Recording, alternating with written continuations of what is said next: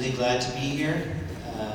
It's really inspiring to see so many young people and adults here connecting over such an important topic.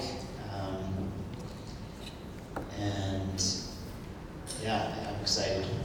So I just want to begin with a disclaimer saying that any opinions that I express are strictly my own. I do not represent anyone else, nor do I represent my employer. So I'm going to begin with a short little fictional story that I made up. Some of you may have heard it before, just to illustrate what I'm going to talk about. And my talk is titled The Tale of Two Treaties. The Nuclear Non-Proliferation Treaty and the Treaty on the Prohibition of Nuclear Weapons. So I want you to imagine the following scenario. It's the first day of school for a class of young elementary children. The children are lined up outside the classroom while waiting to go in, when somebody accidentally opens the door before the teacher has arrived.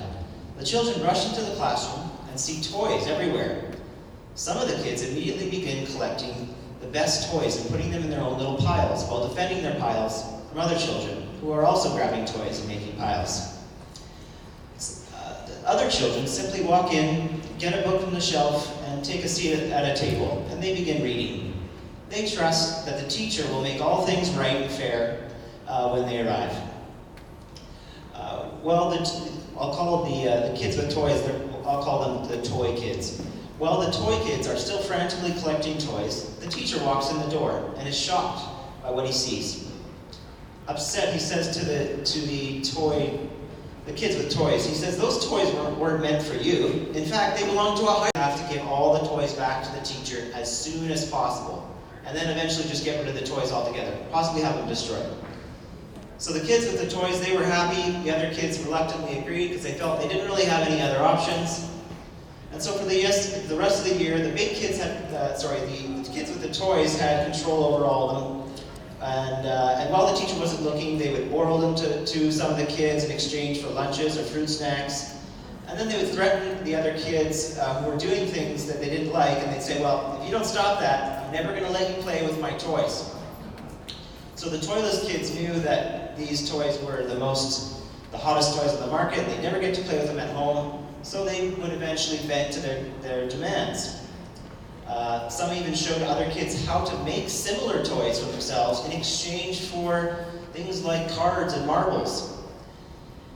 And the teacher's warning turned out to be right. These toys were dangerous. Kids were getting their fingers caught in moving parts. Other kids accidentally swallowed small parts and had to go to the hospital. So near the end of the year, the toyless kids looked around and saw that the toy kids hadn't actually given back really any of their dangerous toys. And some of the kids with toys had actually modified their toys to make them even more dangerous. So the kids realized that they were still at the mercy of whatever these other kids were going to do with their toys. So the toyless kids gathered together in a huddle one afternoon and said, "Okay, these kids are never going to get back their dangerous toys, and they really are dangerous. Look at my finger, it's nearly broken." One of the students piped up, "Well, why don't we make a pact? Why don't we make an agreement not to borrow, use, or build any of these dangerous toys amongst ourselves, and eventually aim to get rid of all the toys altogether? And then we can try to convince these toy kids to join our pact. What we can do is we can show them all of our injuries, we can draw pictures of all the ways that they hurt kids, and hopefully they'll agree that these toys aren't good for anyone, they're just simply too dangerous, and then they'll get rid of them for good." So they tried that. They brought they brought their diagrams to the little kids and said, "Look, here's all the dangers with these toys. Let's make a pact that we'll get rid of them." And the toy kids kind of scoffed and they said, "You can't expect us to get rid of these toys now. Our social status and cool factor depends on us having these toys. Besides, it would be very, very difficult to get rid of them all at once. And now everyone knows how to build them. So even if we got rid of them, other kids could replicate them, and we'd have the same problem. So we're not getting rid of them." So the toy kids continued to play with their dangerous toys, and the toyless kids simply ignored them and started playing with each other so that they no longer needed to bend to their demands. they also agreed not to trade anything for these dangerous toys, and they eventually stopped caring about the toys altogether. Eventually, the toy kids started to realize that their toys were no longer a source of power. They began to question whether they really needed them anymore. But a barrier remained between the toy and the toyless kids.